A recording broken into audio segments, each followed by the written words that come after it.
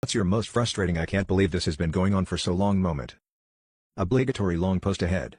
I left my son's father in 2000, took my son and moved into a women's refuge temporarily. I left him because I couldn't deal with his drinking anymore. I found him drinking cheap cider that had never seen an apple in its life at 7:30 a.m. There were other problems, related to his drinking that also contributed to the separation. One of my leaving comments was that he'd drink himself to death. He had regular contact with us but liked to cause problems. I once went to drop my son off at 2 p.m. and my ex was shaking from the delirium tremens. I took my son home and stopped all contact. 9 months later he decided to take me to court for visitation rights. As part of the court proceedings, we had to see a social worker. The social worker spoke to both parents and child secretly to see if a compromise could be achieved. The first social worker, a woman, was nice but became ill after the first meeting and we were assigned a different one, this time a man. I told him that my ex was an alcoholic and couldn't look after himself, let alone small child. I wanted him to prove that he could be sober for 1 year before I agreed to him seeing my son, but the social worker disagreed and supervised visits started once a fortnight. 6 months later, we went back to court, meaning more meetings with the stupid social worker. I again stressed that contact would not take place unsupervised without my ex proving he could be sober for a year. I think it was at this point that the social worker told me I was a bad mother for preventing a father from seeing his son.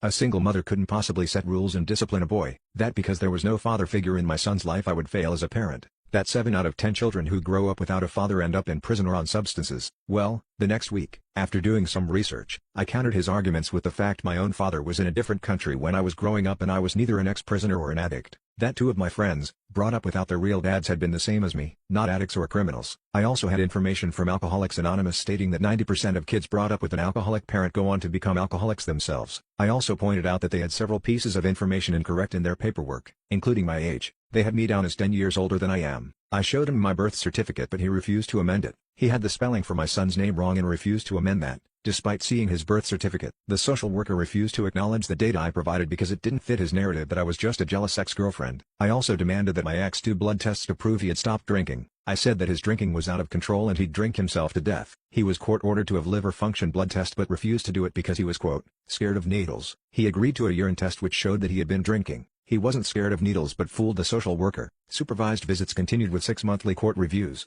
where the social worker and his solicitor would push for unsupervised contact, but I refused to budge until my ex could prove he'd been sober for a year. Same old story.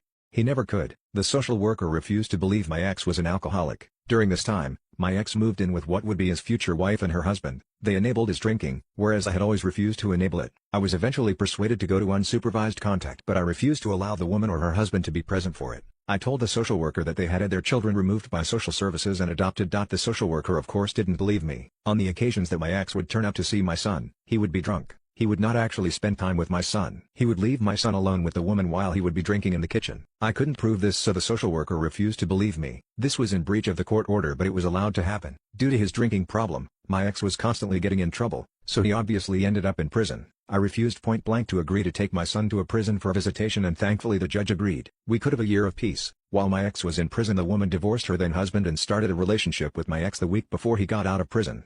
I saw a small article in the newspaper about a new type of test to prove alcohol use that didn't involve taking a blood test. I immediately made an appointment with my solicitor. He had also seen the same article and agreed to demand it for the next time we went to court. We didn't go back to court until about 8 months after he got out of prison. The same social worker tried convincing me to believe that my ex was no longer drinking and if the new test came back, I would have to agree to more unsupervised visits. This new alcohol testing method involved analyzing a person's hair, trying to get out of it. My ex shaved his head. Thankfully the test could be done from any hair and they plucked them from his armpit and groin. The test came back proving he was drinking the equivalent of a full bottle of whiskey a day. The social worker still tried convincing me that I was a terrible parent for not wanting a father to spend time with his son. About this time, the woman's ex-husband also got out of prison and moved in with her and my ex. I really didn't like them and again repeated that they had their children removed by social services and adopted. The social worker told me I had to allow this woman to be involved, that I was merely a jealous ex upset that he had found someone else and I was still single. During all these years, I was still in college trying to get my degree. I didn't have time for a relationship and was focused on getting my life together so I could be a responsible parent, but the social worker told me I was a bad parent for doing all that. It didn't count because single mothers couldn't possibly juggle it all and my son would end up in prison by 18 and an addict if I didn't agree to visitation. The regular visits went ahead but the woman's ex-husband was not meant to be there. He was, but again I couldn't prove it so it was allowed to slide. My ex, the woman and her ex-husband had a really weird relationship. I couldn't possibly imagine what they were doing while my son was around. The next hair strand test came back saying that my ex had greatly reduced his drinking to acceptable legal limits. I still wanted him to be completely sober because an alcoholic can't just stick to 16 units of alcohol a week. The next test came back saying that he was back to his previous levels of a bottle of whiskey a day. The social worker still kept trying to convince me to allow longer unsupervised contact, but I still refused to budge. It went ahead anyway. My ex stopped turning up or would bring my son home early regularly. I told the social worker, but now he was pushing for overnight stays. I again refused because an alcoholic and a child abuser and her ex-husband would be there. It was at this time I started seeing someone. He thought the world of me and my now 14-year-old son. A new law was passed, meaning the social worker had to do safety, criminal and social services checks on every adult involved in family court. My partner came back clear, no criminal record, not even a parking ticket, no social services problems. My ex's partner, the woman, on the other hand, came back as showing that her children had been removed by social services and adopted. As a consequence, my ex lost all visiting rights at the next hearing. He was allowed to write to my son 6 times a year. He did write, once. I went out and bought nice writing paper and envelopes for my son to write back. He didn't want it though, so that was the only letter my son got from him. He didn't bother with birthday cards or Christmas cards. He never had, even when my son was a 5-year-old and going to supervised contact, and he should have been trying to impress the supervisor with his parenting skills. I never had an apology from the social worker after what I had been saying for nearly 10 years turned out to be true. My son, despite having dyslexia and being on the autism spectrum, studied hard and did well in school tests. He went to college after that to study computing.